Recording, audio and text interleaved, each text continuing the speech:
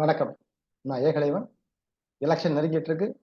யாருக்கு ஓட்டு போடணும் அப்படிங்கிறத விட யாருக்கு ஓட்டு போடக்கூடாதுன்னு கவனமா இருக்கேன். அடுத்து பாரத ரத்னா விருது அறிவிச்சிருக்காங்க. நம்ம ஜி வந்து ஒரு லாஸ்ட் ஒரு 10 வருஷத்துல வந்து ஒரு 7 பேருக்கு அவார்டு அறிவிச்சிருக்காரு. அந்த பாரத ரத்னா விருதுங்கிறது பாத்தீங்கன்னா இந்தியாவிலேயே ஆகச்சிறந்த விருது, ஆக உயரிய விருது அதுனா பாரத ரத்னா விருது தான். பாரத ரத்னா விருது தான். அத வந்து ஒரு 7 பேர்கிட்ட அறிவிச்சிருக்காரு லாஸ்ட் ஒரு 10 வருஷத்துல. அதுல 9 வருஷத்துல வந்து ஒரு 2 பேர் கொடுத்திருக்காரு.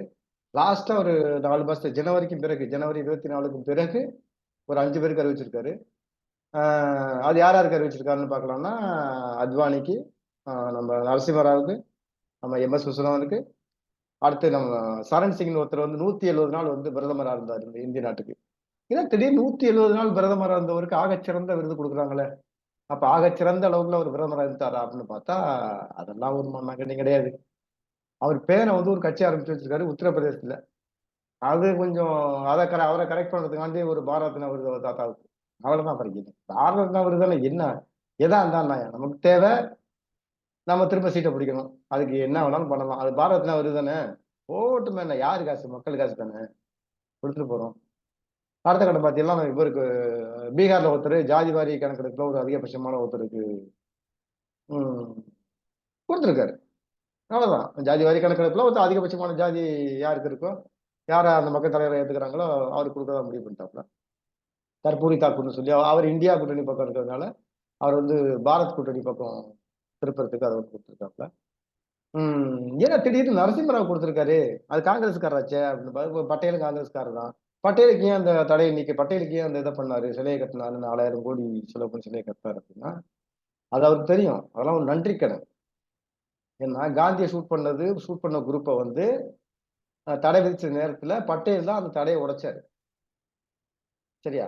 அதுக்கான நன்றி கடன் தான் வந்து அந்த குரூப் தான் இந்த டீம் எல்லாமே. அதுக்கான நன்றி கடன் தான் அந்த பட்டேலோட சிலை 4000 கோடிக்கு. அதே மாதிரி நம்ம பாபர் மசூதி இடிப்பு நேரத்தை இடிச்சாங்கல்ல, அதுக்கு மூல காரணமா இருந்தாரு அத்வானி. அவருக்கு ஒரு அவார்டு. அத்வானி நிற்கும் போது ஸ்டேஜில் நேருக்கு நேரான கையெழுத்து கூட கும்பிடல அவரு. அத்வானி கையெழுத்து கும்பிட்டு நிற்கிறாரு. அவரு அப்படியே பார்த்துட்டு அப்படி போறாப்புல. அதை ஸ்டேஜ்ல பண்றவரு அவருக்கு நேஷனல் ஒரு பாரத ரத்னா வருது. அவருக்கு ஒரு அவார்டு கொடுத்தாப்புல. அதுக்கு என்ன பாபர் மசூதிக்கு காரணமா இருந்தாலும் அவருக்கு ஒண்ணு. திரும்ப அதே பாபர் மசூதி இடிப்பு நேரத்துல வந்து நரசிம்மராவ் வந்து பிரதமரா இருந்தாரு. நோபல் பரிசு கொடுப்பாங்க தெரியுமில்ல, அமைதிக்கான நோபல் பரிசு அப்படின்னு சொல்லி ஒருத்தர் கொடுப்பாங்க. அதே மாதிரி அமைதிக்கான பாரத ரத்னா விருது வந்து நம்ம நரசிம்மராவுக்கு தான். ஏன்னா ஒரு பிரதமர் அப்படின்னா அவங்களுக்கு எவ்வளவு உளவுத்துறை இருக்குது, என்ன டீம் இருக்கு, எத்தனை பேர் இருக்காங்க, இதுக்கு எவ்வளவு ரிப்போர்ட் வந்திருக்குங்கிறலாம் அவருக்கு தெரியும். தெரிஞ்சும் அவர் வந்து ஒரு அமைதியா இருந்திருக்காருன்னா அப்புறம் இவரை விட பெரிய ஒரு தகுந்த ஆள் இல்லை. இந்த அமைதிக்கான பாரத ரத்னா விருதை வாங்குறதுக்கு வேற யாரும் தகுதி இல்லை இந்த நாட்டுல. அதனால அவருக்கு ஒரு அவார்டு. அப்புறம் எம்எஸ்வி என்னன்னா அவர் பரிந்துரைத்த எதுக்கெல்லாம் இந்த அதை அமுல்படுத்துறதுக்கெல்லாம் இந்த இதுவும் கிடையாது. அவருக்கு ஒரு அவார்டு. ஏன்னா விவசாயிகள் ஒரு மதிக்கிறாராம். தெரியுமாச்சே. விவசாயிகள் வந்து போராட்டம் பண்ணிட்டு இருக்கும்போது காரை விட்டு ஏத்தி கொண்டானுங்க. அவங்களுக்கு கூட எந்த இதுவும் கிடையாது. ஒரு மினிஸ்டரோட பையன் காரை விட்டு ஏத்தி கொள்றான். போராட்டம் பண்ணிட்டு இருந்தவங்கள, அமைதி வழியில போராடிட்டு இருந்தவங்கள. அப்ப பாருங்க அந்த நாடை இன்ன வரைக்கும் எந்த கேள்வியும் கிடையாது இந்த நாட்டுல. இவர் வந்து இவர் வந்து விவசாயிகளுக்கு பாதுகாப்பு சட்டத்தை கொண்டு வந்திருக்காராம் எம்எஸ்விங்கிற மாதிரி அவருக்கு கொண்டு கொடுத்துருக்காங்க. பாருங்க. அப்ப அப்ப அந்த 5 பேர் கொடுத்துருக்காருன்னா அந்த 5 பேர்த்த நோக்கத்தையும் பார்த்துக்கலாம். அதுக்கு அதோட இன்னும் இது ஒண்ணு இருக்கு. ஒரு ஸ்பெஷல் ஐட்டம் ஒன்று சொல்லுவாங்கல்ல. அந்த மாதிரி நம்ம அத்வானிஜிக்கு வந்து இன்னொன்னு இது கொடுத்தாங்க. அது அந்த ஸ்பெஷல் ஐட்டத்தை அப்புறம் பார்ப்போம். இப்போ வந்து இந்த இது இருக்குல்ல, நம்ம இந்த அவார்டு கொடுக்கறது வந்து ராஷ்டிரபதி பவன் தான் அவார்டு கொடுக்குறாங்க. எல்லாரும் கொடுக்கும்போது நம்ம ஜி மட்டும் பாத்தீங்கன்னா அப்படியே அப்படியே நிக்கிறாரு. வர்றப்பா உட்காந்துருக்காரு பாருங்க. இஞ்சி தின்ன ஜிஞ்சர் மாதிரி உட்காந்துருக்காரு. ஏன் அவர் இப்படி உட்கார்ந்துருக்காருன்னு தெரியல. எல்லாரும் கை தட்டுறாங்க. இது அவார்டு வாங்கிட்டு இருக்காங்க. ஆனா இவர் தானே அறிவிச்சாரு. இவர் அறிவிச்சாரா இவர் தானே என்கரேஜ் பண்ணணும். சட்டத்தை போட்டவனே சட்டத்தை மதிக்கிறது இல்லை நாட்டுல. இவருக்கு என்னன்னா நம்ம தானே இதெல்லாம் வைக்கலாம், ஒரு ஆளு இருக்கலாம், ஒரு கைதட்டல் அப்படிங்கிற ஒரு ஹெட் வெயிட் தான். வேற என்ன? பாருங்க எப்படி உட்கார்ந்துருக்காரு பாருங்க. ஒரு பாரத் ரத்னா விருது கொடுக்குறாங்க, குடியரசுத் தலைவர் கொடுக்குறாங்க. எல்லாம் அட்லீஸ்ட் இப்ப நம்ம நம்ம இவரே நம்ம அமித்ஷாஜியே கை தட்டிக்கிட்டு இருக்காரு. இவரை பாருங்க எப்படி உட்கார்ந்துருக்காரு. அவ்வளவு இதுங்க, அவ்வளவு ஹெட் வெயிட்டுங்க, வேற ஒண்ணும் கிடையாது. அதே மாதிரி இந்த இந்த அவார்டு முடிஞ்சு அடுத்த ஸ்பெஷல் ஐட்டத்துக்கு போனோம்னா அத்வானிக்கு பாத்தீங்கன்னா அவங்க வந்து வீட்டுல போய் கொடுக்குறாங்க. இவங்க யாரு நம்ம இவங்க இருக்காங்கல்ல, குடியரசுத் தலைவர் வந்து அத்வானியோட வீட்டுல போய் கொடுக்குறாங்க அத்வானிக்கு அவார்டு. ஏன் இவருக்கு இது இல்லையா? ஏன் அங்க அங்க போய் கொடுக்குறாங்கன்னு தெரியல. ஆக்சுவலா என்னன்னா, திரும்ப பார்த்தீங்கன்னா அத்வானிஜிக்கு வந்து போய் வீட்டுல கொடுக்குறாங்க. அந்த வீட்டுல எப்படி கொடுக்குறாங்கன்னா, அதை வந்து நீங்க நேர்லயே பார்க்கலாம்.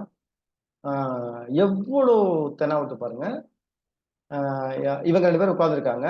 இவர் எந்த ஹோமியத்தை குடிச்சிட்டு வந்தாருன்னு தெரியல. ஏதோ आपको ஒரு बता மாதிரி दें कि पूर्व उप प्रधानमंत्री लालकृष्ण आडवाणी भारत रत्न से सम्मानित किए गए और आप முடி பிதிக்க அங்க பாருங்க.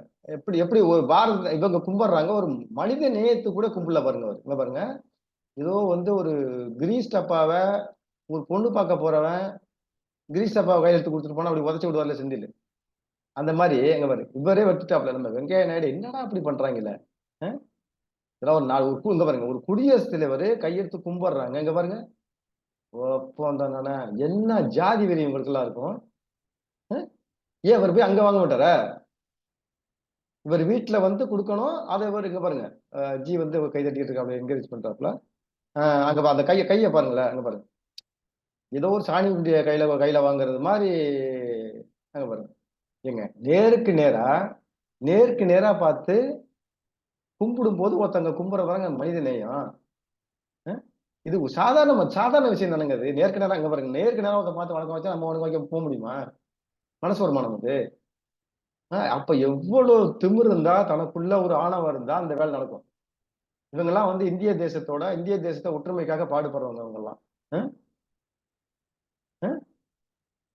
ஏன்னா உங்க சொந்த காசாங்க அதெல்லாம். இந்த செலவு எல்லாம் சொந்த காசாங்க.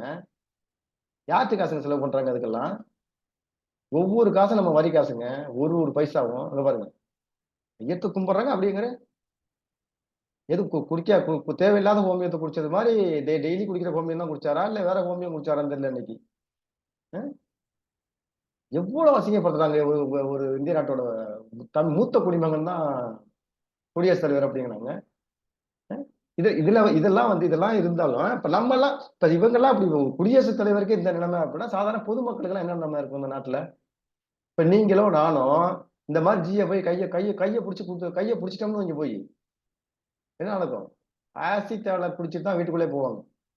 எதால டெட்டாயில் எல்லாம் கிடையாது. ஆசிட்டால குளிச்சுட்டு தான் போவாங்க. அவ்வளவு ஜாதி வெறி இவங்களுக்குள்ள இருக்குது. இவங்க இந்திய தேசத்து ஒற்றுமைக்காக பாடுபடுறாங்க. இந்திய தேசத்தை முன்னேற்றத்துக்கு பாடுபடுறாங்க. நம்ம நோக்கம் இந்திய தேசம் வளர்ச்சி அடைந்த பாரதம். அதனால வளர்ச்சி அடைந்த பாரதம்னா போய் 10 வருஷம் இருந்தா அனுப்பிக்கிட்டு நீங்க. சரி ரைட்டு. மக்கள் நல்ல எல்லா மக்கள்லாம் பார்க்கட்டும். பார்த்துட்டு தானே இருக்காங்க. திரும்ப வரலாம் எனக்கு ஓட்டு போட்டு ஜெயிச்சு வந்தாப்ல அது இந்தியாவும் இருக்காது. அவர் நினைக்க பாரதமாவும் கூட இருக்காது. சரியா? நீங்க எல்லாம் அப்படியே நான் சொல்றது தெரியல. சரி பார்த்து ஓட்டு போடுங்க. கவனமா ஓட்டு போடுங்க. நம்ம அடுத்த வீடியோல மீட் பண்ணுவோம். ஓகே.